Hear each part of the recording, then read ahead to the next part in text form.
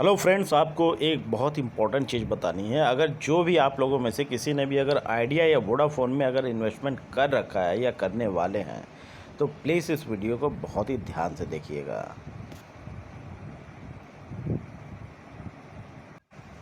हालांकि idea Vodafone में, जिसका नाम आजकल वीआई रख दिया गया है, बहुत सी भ्रांतियां हैं।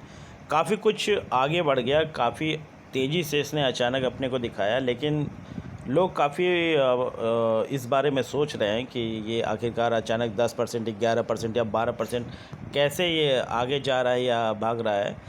बट मैं आपको बता दूं कि इसका एक मैंने इसे ऑब्ज़र्व किया है पिछले 2 साल के अंदर। कोई चार्ट की ज़रूरत नहीं है, आप डेली अगर किसी चीज़ को देख रहे हैं तो मेरा मानना है कि प्राइस एक्शन को देख के आप समझ सकते हैं। तो इसमें होता क्या है कि ये बार बार इसका ग्राफ ये नॉर्मली नीचे भी ग्राफ दिख रहा है, कोई टेक्निकल चार्ट भी देखने की ज़रूरत नहीं है। तो ये अपने आप में 2 रुपये की रेंज को अप और डाउन रखता है अगर एक बेस बना लेता है। पहले कभी 3 रुपये 30 पैसे के आसपास गया था, तब से लेके अब तक पिछले 2 सालों के अंदर ये काफ़ी आगे आया, 14 रुपये के आसपास तक गया। अब बहरहाल बात करें तो ये अगला टारगेट क्या है। अगर आपके पास नहीं है तो आप बाई कर सकते हो, और अगर आपके पास है तो आप उसको होल्ड कर सकते हो या सेल कर सकते हो। तो अभी बात आती है, कुछ लोग निकल गए होंगे, हो सकता है कि लास्ट ट्रेडिंग सेशन में, जो कि फ्राइडे को था।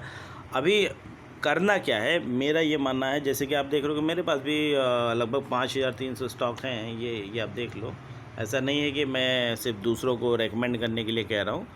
तो इन स्टॉक्स में अभी बाकी और भी ख़रीद सकता हूँ। अगर डाउन जाता है तो एवरेज करने के लिए हमेशा पैसा रखना भी चाहिए, और बाकी और भी डाल सकता हूँ।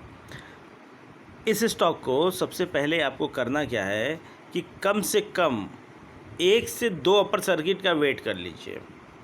तो आपको ये जो अगला प्राइस रेंज, मेरा जो मानना है, मेरा जो पर्सनल ओपिनियन है, ये आपको नीचे देख रहे हो अगला अपर सर्किट क्या दिखा रहा है।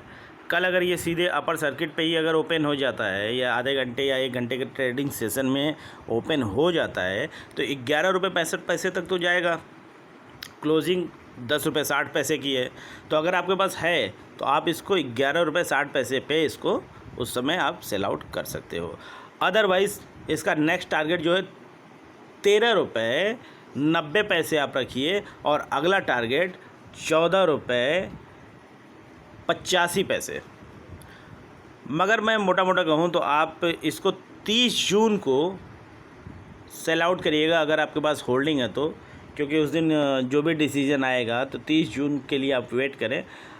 उस दिन बहुत अच्छा भी प्राइस मिल सकता है। अगर कुछ नीचे आ भी जाता है तो कोई बहुत घबराने वाली बात नहीं है, और हमेशा एवरेज करके निकला जा सकता है। तो मेरे ख्याल से मैं तो इसको अभी, ना तो कल अगर ये 20% भी बढ़ जाता है तो भी मैं इसको सेल आउट नहीं करने वाला हूँ, ठीक है।